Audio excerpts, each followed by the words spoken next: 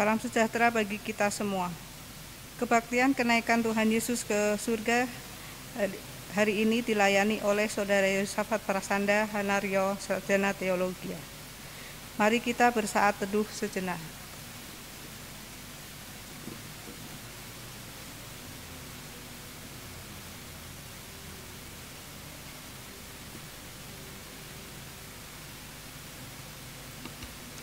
Jemaat diundang untuk bangkit berdiri. Saudara-saudara yang terkasih, hari ini kita menghayati kembali peristiwa kenaikan Tuhan Yesus ke surga. Dalam peristiwa itu, para murid terpaku menyaksikan Sang Guru meninggalkan mereka. Di tengah kebekuan dan keheningan, mereka disadarkan oleh suara malaikat yang mengingatkan mereka untuk tidak hanya terpaku melihat ke langit. Mereka diingatkan akan realita kehidupan dan tugas panggilan menjadi saksi kasih Allah bagi dunia dan sesama. Kini kita pun juga diingatkan untuk tidak terpaku dan terdiam di tengah kondisi dan situasi yang masih terbatas dikarenakan pandemi COVID-19 ini. Di tengah segala keterbatasan ini, kita dipanggil untuk menghadapi realita yang ada, serta berkarya menjadi saksinya bagi dunia dan sesama. Marilah kita menghadap hadirat-Nya, menyaksikan kemuliaan Tuhan Yesus yang terangkat ke surga, dan mengingat kembali panggilan kita dengan menyanyikan Kidung Jemaat 225.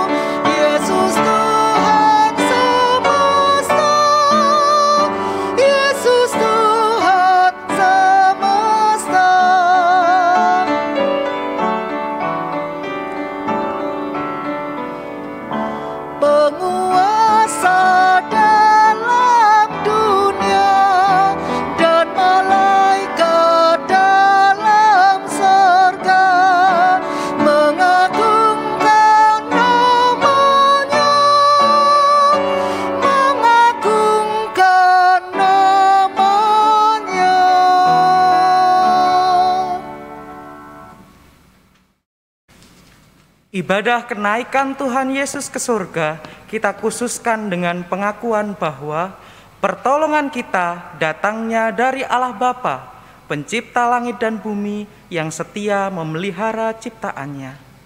Amin,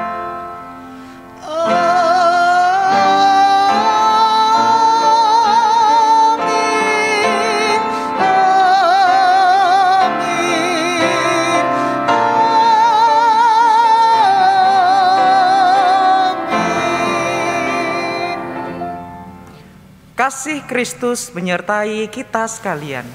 Dan menyertai saudara juga.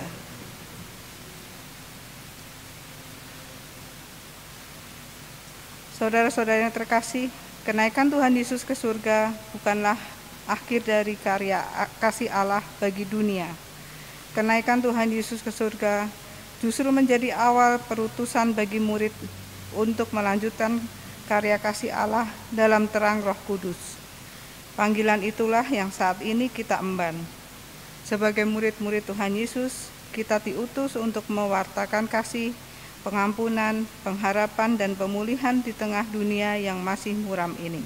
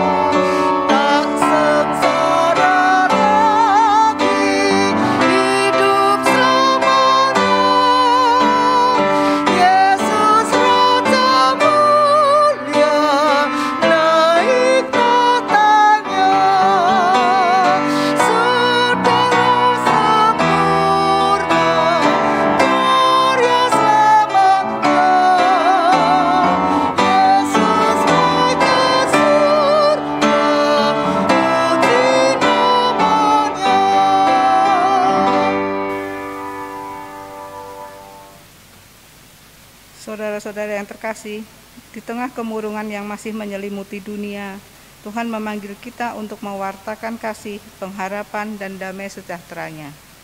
Seperti sabdanya dalam Injil Markus 16 ayat 15b yang mengatakan, "Pergilah ke seluruh dunia, beritakanlah Injil kepada segala makhluk."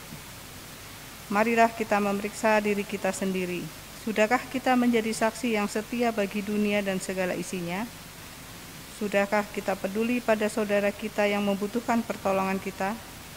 Dan sudahkah seluruh kehidupan kita ini bergunakan sebagai sarana menjadi saksinya?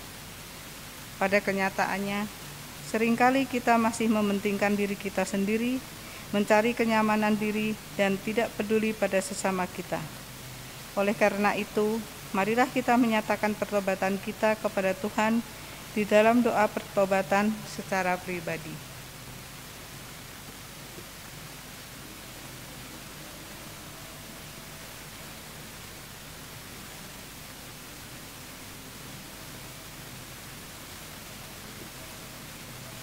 Ya Tuhan, inilah seru pertobatan kami. Ampunilah kami, kasihanilah kami, dan perbaharuilah hidup kami. Amin.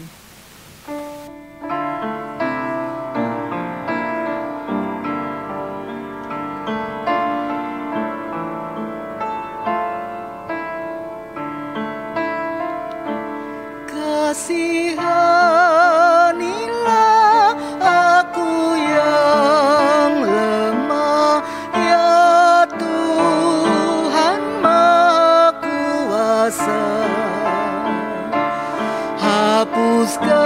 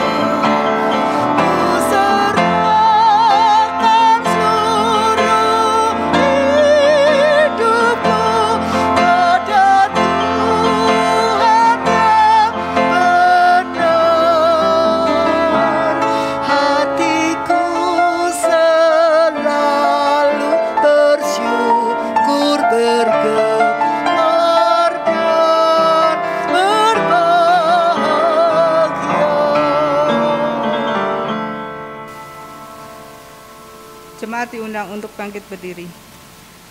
Terimalah berita anugerah dari Tuhan menurut 1 Yohanes 4 ayat 13 sampai 15 yang berbunyi, demikianlah kita ketahui bahwa kita tetap berada di dalam Allah dan Dia di dalam kita.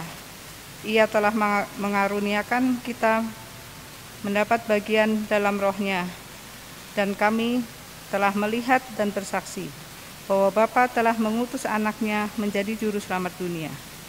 Barang siapa mengaku bahwa Yesus adalah anak Allah, Allah tetap berada di dalam dia dan dia di dalam Allah. Demikianlah berita anugerah dari Tuhan. Syukur kepada Allah.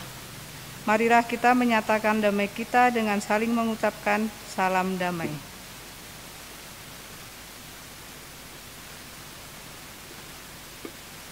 Mari dengan sukacita kita sambut anugerah yang Tuhan berikan dengan menyanyikan Kidung Jemaat 222B.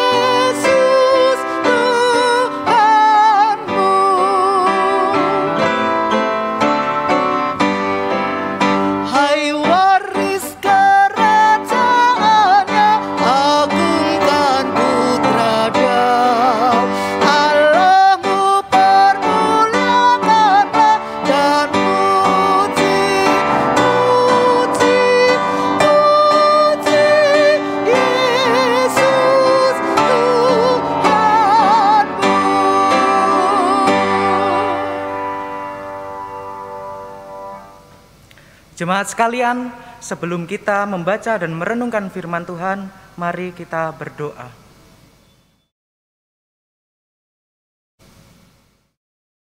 Melalui kidung pujian yang telah dan akan kami nyanyikan, kami mengagungkan nama Tuhan, Allah yang senantiasa menyatakan karya kasih-Nya di dalam kehidupan kami. Sekarang tiba saatnya kami akan mendengar dan merenungkan firman Tuhan. Kami memohon Roh Kudus hadir di dalam hati, pikiran, dan jiwa kami, sehingga kami dapat membaca, merenungkan firman Tuhan dengan sungguh-sungguh, sehingga firman-Mu lah menjadi terang di dalam kehidupan kami. Berfirmanlah ya Allah, karena kami siap untuk mendengarnya. Di dalam nama Kristus, firman Allah yang hidup, kami berdoa dan mengucap syukur. Amin.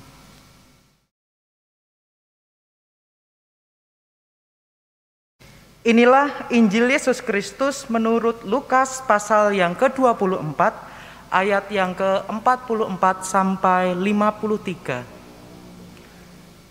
Lukas pasal yang ke-24, ayat yang ke-44 sampai 53.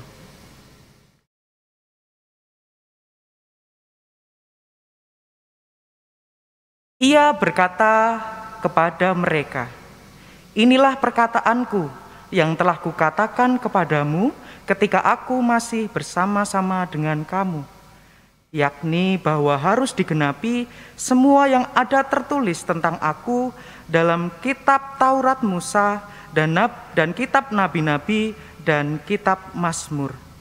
Lalu ia membuka pikiran mereka sehingga mereka mengerti kitab suci. Katanya kepada mereka, "Ada tertulis demikian, Mesias harus menderita dan bangkit dari antara orang mati pada hari yang ketiga. Dan lagi dalam namanya berita tentang pertobatan dan pengampunan dosa harus disampaikan kepada segala bangsa, mulai dari Yerusalem. Kamu adalah saksi dari semuanya ini. Dan aku akan mengirim kepadamu apa yang dijanjikan Bapakku. Tetapi kamu harus tinggal di dalam kota ini sampai kamu diperlengkapi dengan kekuasaan dari tempat tinggi." Lalu Yesus membawa mereka keluar kota sampai dekat Betania. Di situ ia mengangkat tangannya dan memberkati mereka.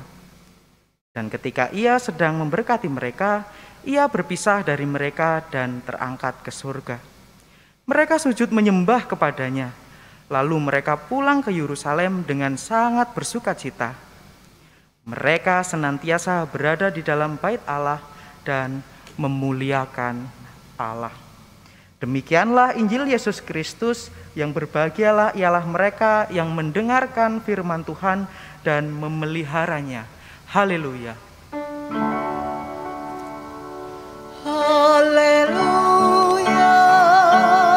haleluya, haleluya.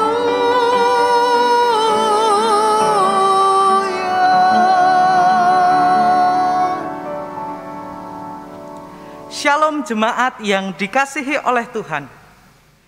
Di dalam kehidupan kita terdapat satu hal yang pasti akan kita alami, yaitu momen perpisahan. Mungkin kita berpisah dengan teman, sahabat, keluarga, atau pasangan kita.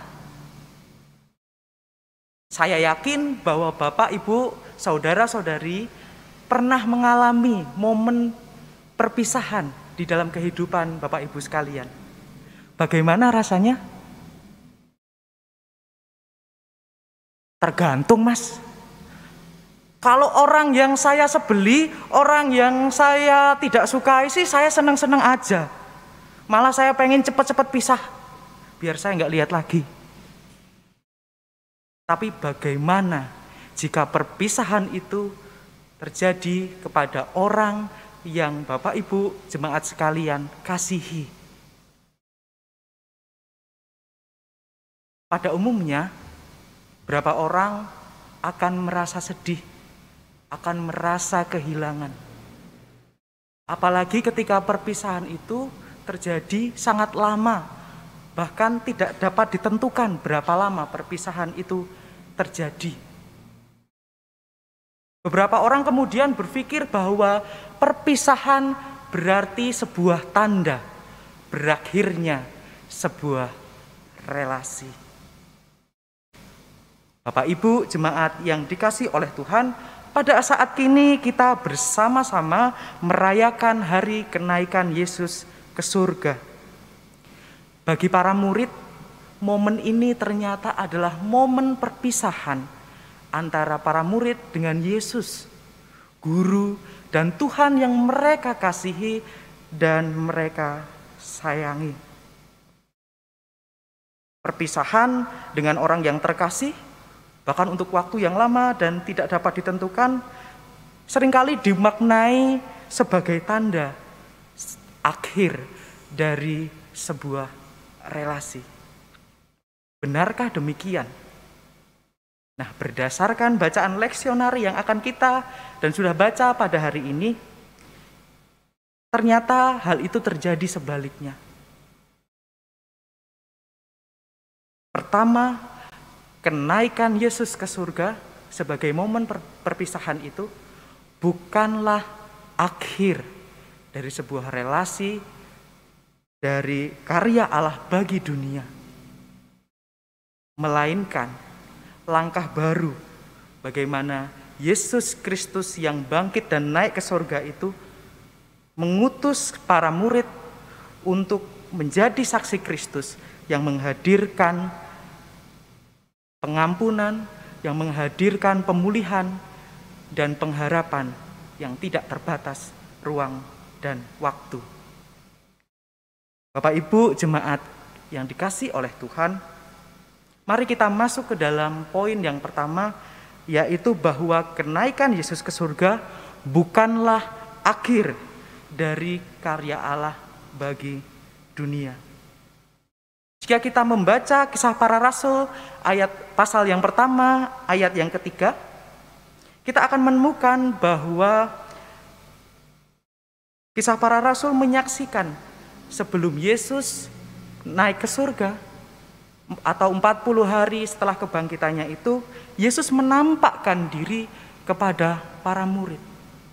Yaitu untuk menunjukkan, untuk membuktikan bahwa Yesus benar-benar bangkit. Beberapa kisah perjumpaan itu pun diceritakan oleh bukunya yang pertama, yaitu Injil Lukas.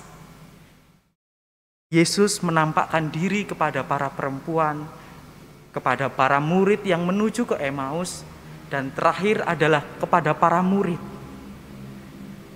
Kepada para murid, Yesus menunjukkan bekas luka pada tangan dan kakinya. Bahkan ia makan ikan goreng di depan mata mereka, agar mereka percaya, mereka tidak hidup dalam keraguan-raguan lagi.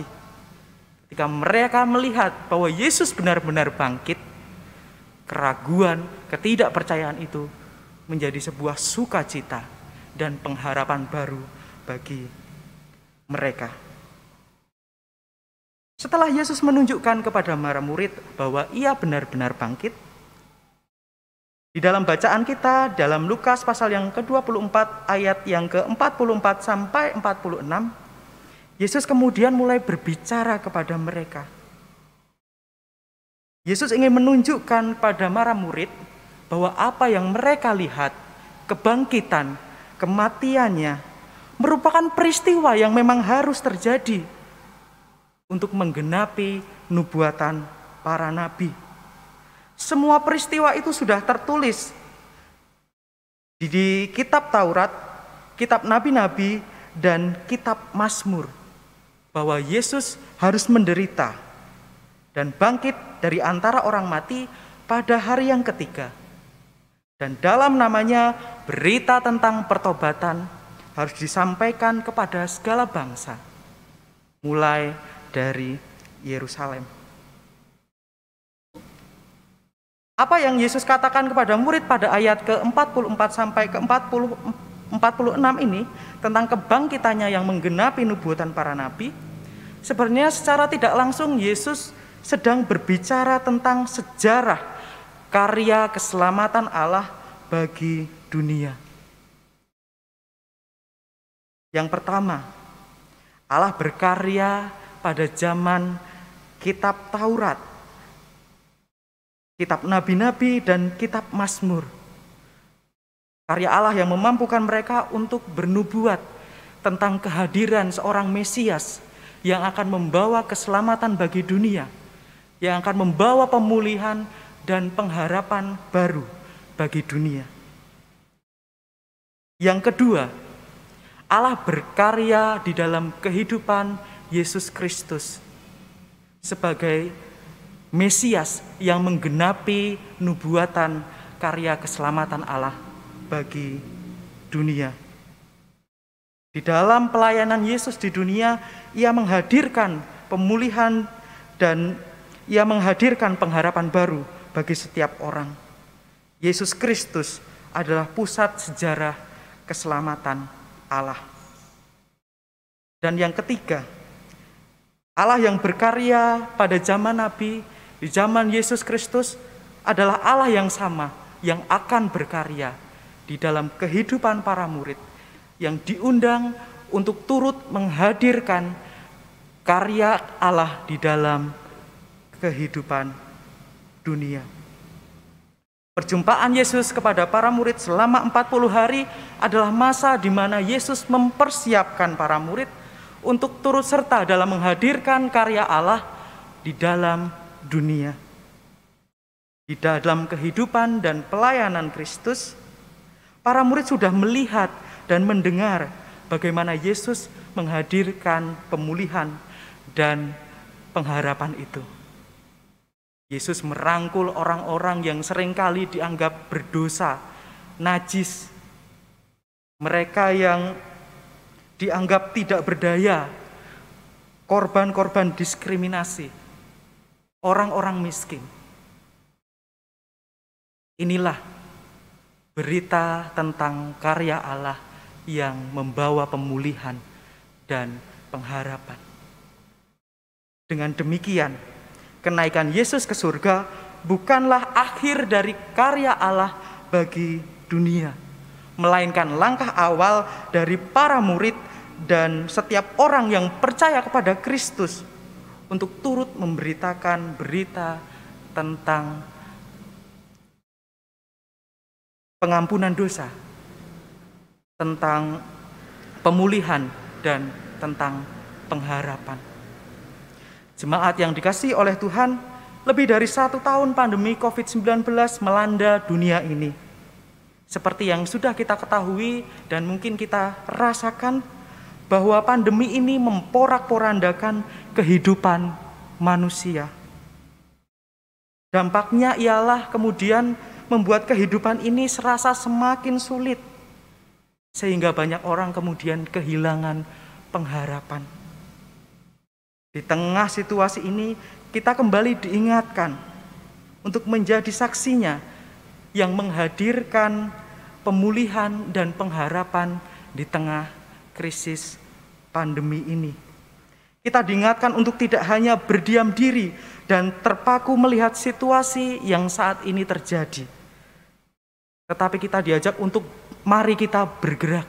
Kita mewujudkan karya Allah itu di dalam kehidupan kita saat ini.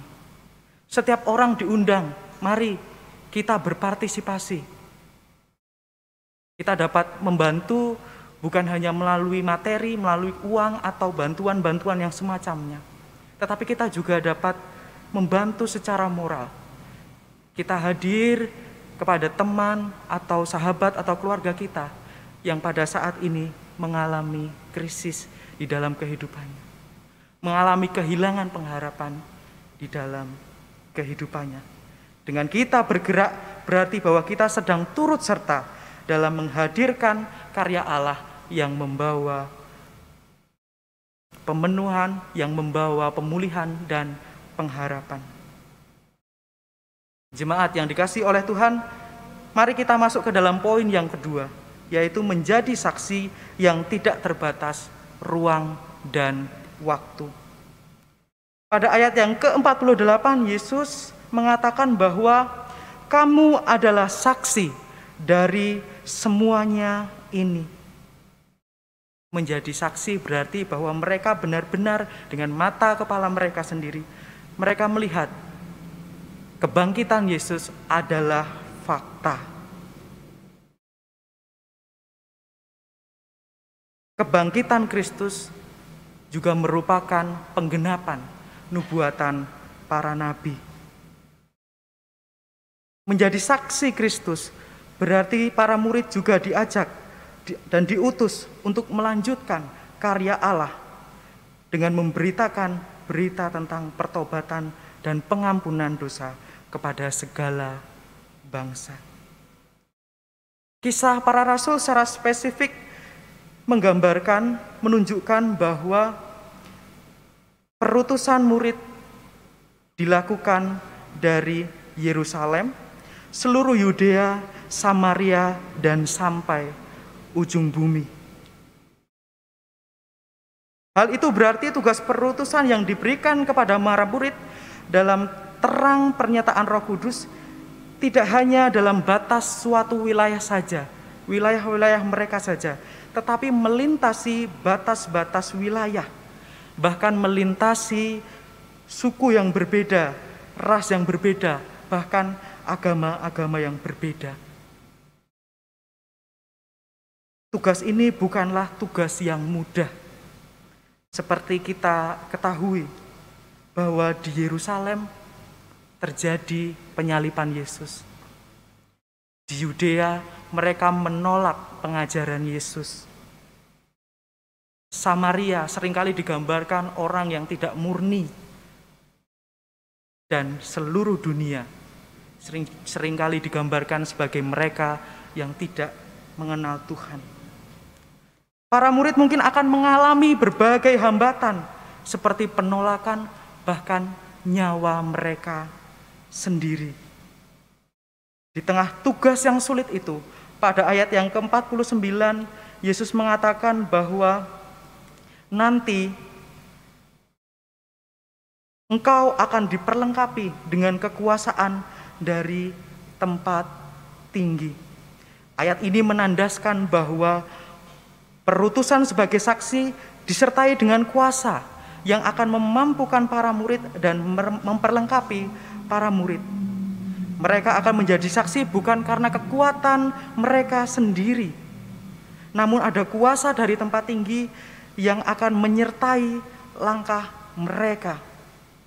Kuasa itulah yang akan memimpin dan memampukan para murid untuk terus berani bersaksi di tengah kesulitan, di tengah penolakan, di tengah hambatan yang akan mereka alami. Jemaat yang dikasihi oleh Tuhan, panggilan dan perutusan pada para murid untuk menjadi saksi yang tidak dibatasi oleh ruang dan waktu juga berlaku untuk setiap orang yang percaya kepadanya dan gereja kita pada saat ini. Gereja diundang untuk keluar, melampaui batas-batas suku, agama, dan golongan-golongan tertentu. Namun yang sering terjadi adalah kita seringkali dengan sengaja membuat ruang-ruang itu sendiri. Ruang-ruang untuk memisahkan kita dengan mereka yang berbeda. Kita menjadi individu atau gereja yang bersifat tertutup karena kita hanya melayani ya yang satu agama sajalah. Wah, yang satu suku sajalah. Atau satu kelas sosial yang sama sajalah. Tetapi berdasarkan bacaan kita pada hari ini, kita kembali diingatkan untuk menjadi gereja yang terbuka tanpa kehilangan identitas kita sebagai saksi Allah yang menghadirkan pengharapan, yang menghadirkan pemulihan bagi dunia. Sudahkah kita menjadi saksi yang bergerak keluar dan berdampak positif melewati batas-batas waktu, suku, ras, dan agama? Bapak Ibu jemaat sekalian, dalam rangka menghayati kenaikan Yesus di surga, kita sudah sama-sama belajar bahwa ternyata kenaikan Yesus ke surga bukanlah akhir dari karya Allah bagi dunia. Sebaliknya, merupakan langkah baru bagi para murid untuk mengutus mereka menghadirkan karya Allah yang memulihkan dan membawa pengharapan baru dimanapun dan kapanpun. Kiranya Tuhan Yesus memberkati kita sekalian. Saat teduh untuk kita semuanya.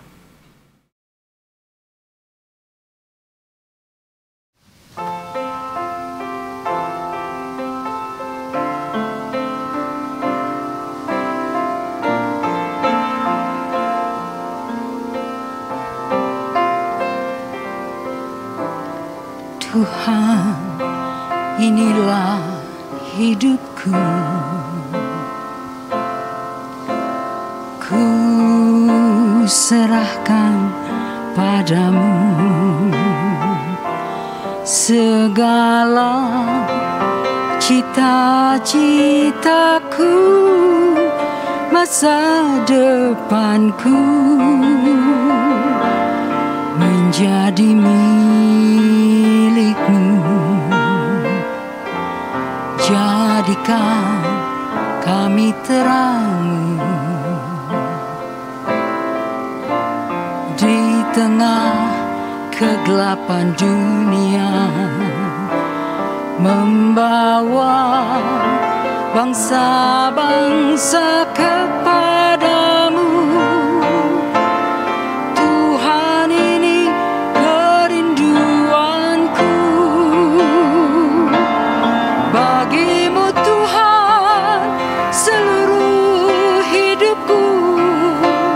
Pakailah Tuhan bagi kemuliaan-Mu. Genapi seluruh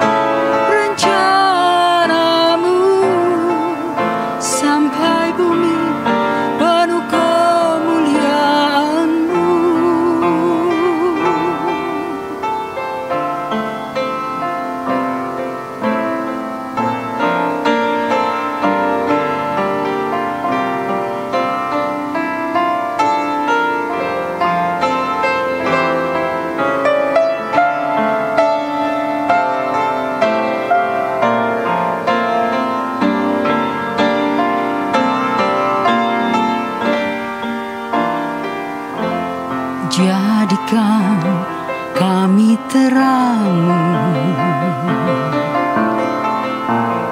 di tengah kegelapan dunia, membawa bangsa-bangsa kepadamu.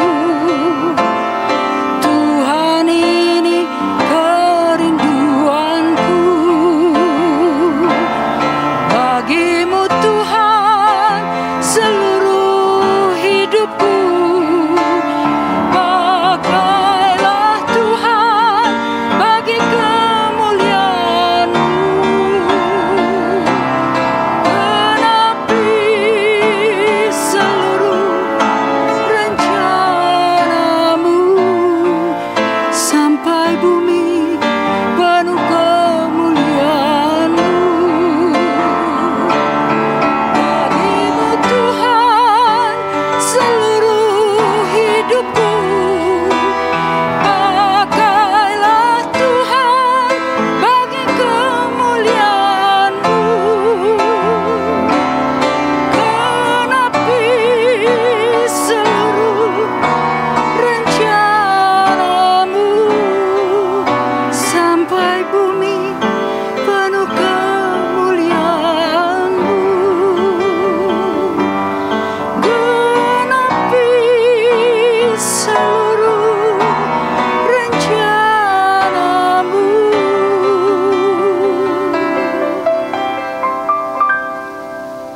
Sampai bumi penuh kemuliaan-Mu.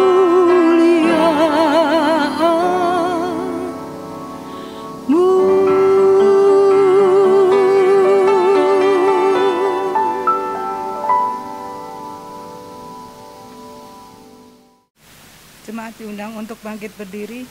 Marilah kita bersama mengucapkan pengakuan iman rasuli yang berbunyi demikian. Aku percaya kepada Allah, Bapa yang Maha Kuasa, Khalik langit dan bumi, dan kepada Yesus Kristus, Anaknya yang tunggal, Tuhan kita, yang dikandung daripada Roh Kudus, lahir dari anak darah Maria, yang menderita sengsara di bawah pemerintahan Pontius Pilatus, disalibkan, mati, dan dikuburkan, turun ke dalam kerajaan maut. Pada hari yang ketiga, bangkit pula dari antara orang mati, naik ke surga, duduk di sebelah kanan Allah, Bapa yang Maha Kuasa, dan dari sana Ia akan datang untuk menghakimi orang yang hidup dan yang mati. Aku percaya pada Roh Kudus, gereja yang kudus dan am, persekutuan orang kudus, pengampunan dosa, kebangkitan orang mati, dan hidup yang kekal. Amin. Bapak Ibu Jemaat GKI Pasteur yang dikasihi oleh Tuhan, mari kita bersama-sama memasuki doa syafaat.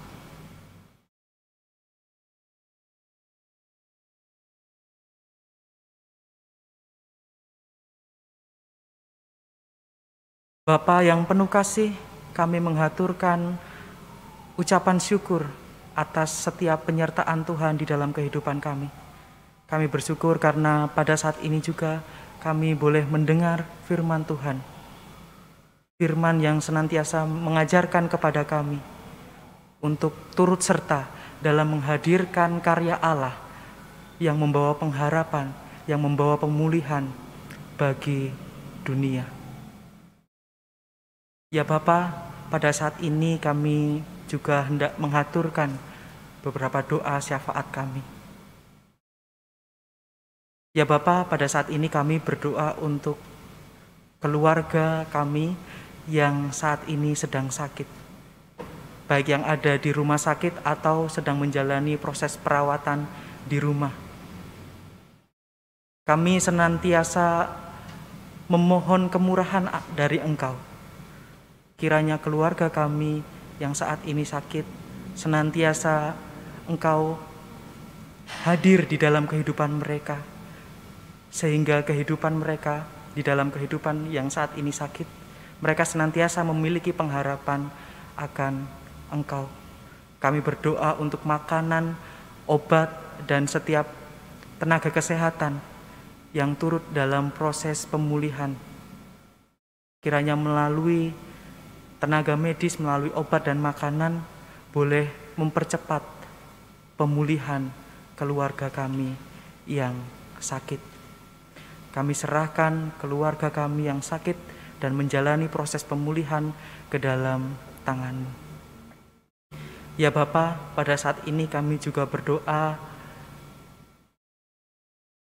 tentang pandemi COVID-19 yang berdampak di dalam kehidupan kami.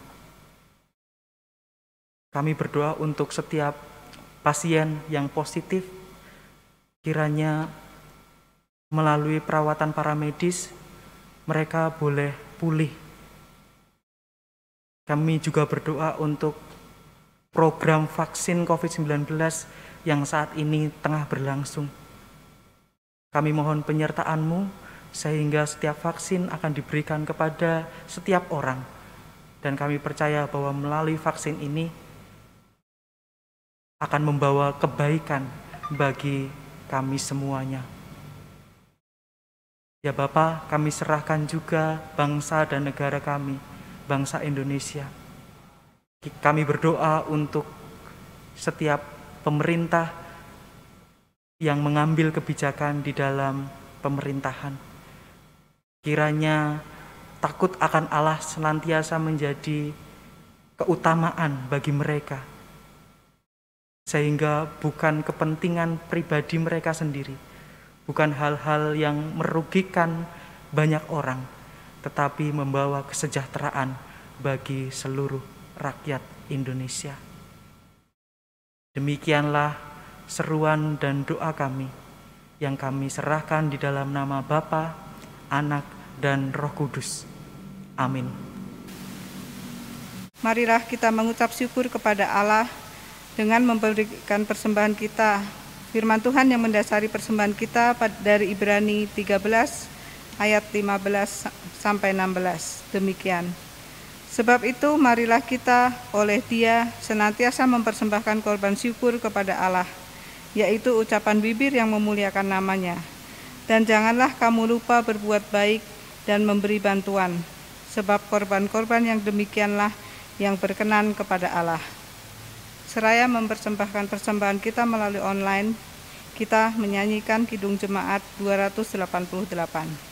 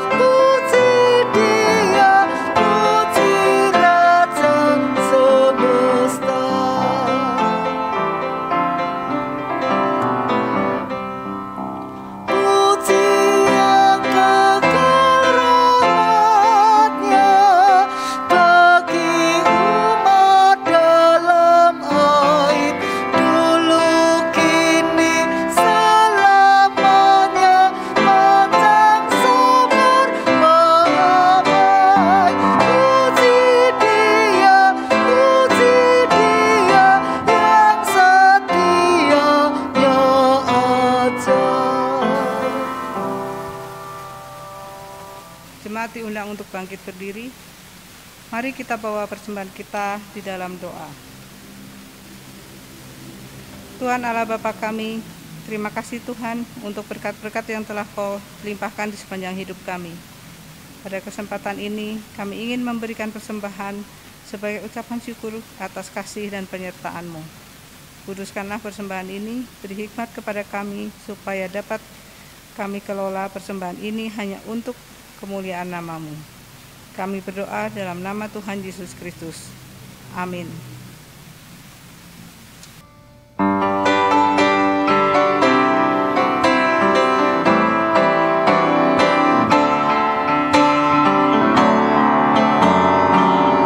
Aku Tuhan semesta, ceritamu ku dengar.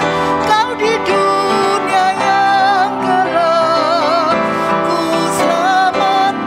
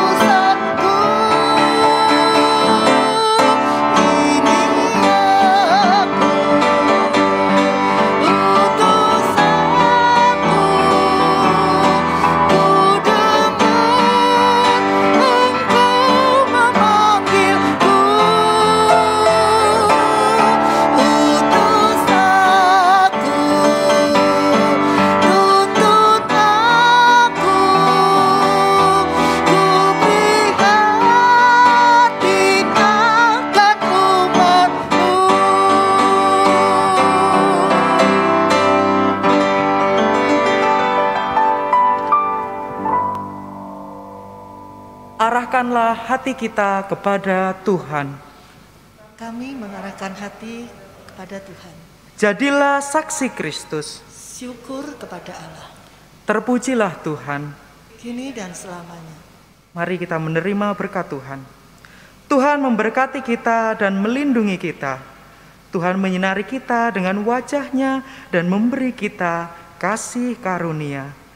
Tuhan menghadapkan wajah-Nya kepada kita dan memberi kita damai sejahtera.